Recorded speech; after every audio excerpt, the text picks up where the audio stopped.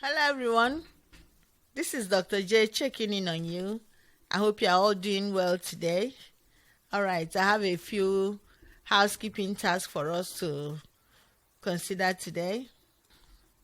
I have completed the grading for Journal 2, 3, and I want to share some insights on the journal activity. Number one, I want you to check your feedback. The feedback is essential for you to know what happened. Don't just look at the grades. Look at the feedback left for each rubric criterion.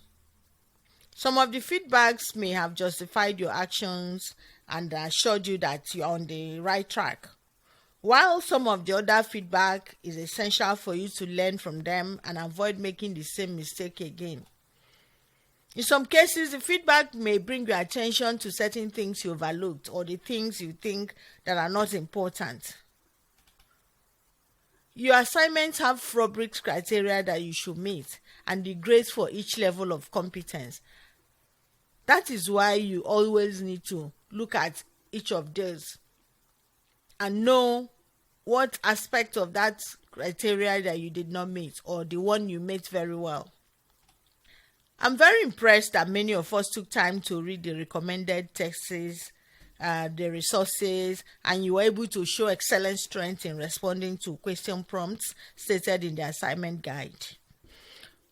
While some of the journals were presented as if the writers have never come across the recommended resources or even spent time to read them, I left extensive feedback on suggested responses and what needs to be addressed for each rubric requirement to be met.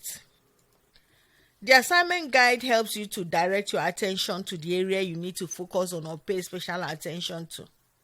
There are also question prompts included with the assignment guides. Many of us made very good attempts to tailor responses to the question prompts, while some responses are very generic and did not relate to the question prompts. It also seems that some of us did not even try to read the assignment guides. My recommendation for you is always read the assignment guides. There are tips there to help you tailor your responses. The assignment guides will have case studies for you. Your response needs to show that you understand the case study. And then you're applying your analytics knowledge to responding to resolving the problems or challenges stated in the case study. While many of us wrote error-free paper, some of us need to improve on writing style. It helps to use subheadings on a paper. I left that feedback for some of us because you see a paper, 2 pages, 3 pages, there's no paragraph, you don't know what points the person is trying to address. It just makes it difficult to read the paper. When you use subheadings, it helps to keep you focused on each rubric criterion so that you know when you have finished addressing one criteria and you're moving to the next. That is not to say that you need to copy the question prompts onto your paper or use them as subheadings. Try to rephrase the question prompt in a relevant way that describes what you intend to write about, so that the reader knows this is what you're saying. Copying the question prompts onto your paper increases Turnitin similarity index on your paper. You don't want that, because when the Turnitin similarity index is that high, the academic integrity team may send you a response. I encourage you to read the student guide for Turnitin. It's in our week 1 resource. There are also resources available from the library that you can use. Citations are very important in your writing. What this citation does is that it shows how well you have planned for your writing. It shows the resources you used in your writing. But you have to indicate which of those resources you have used. For example, if you have 5 journals you listed or articles you listed, which of those 5 journals supported anything on the paper?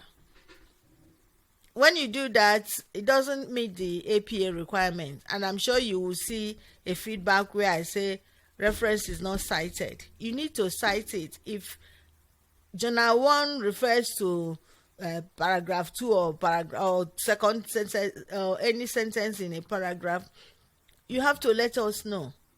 You need to show who says that. Remember, we live in a world of conspiracy theory. Somebody comes and just says something. Who said that? We need to know who said that, and we need to verify it. That's where the citation comes in.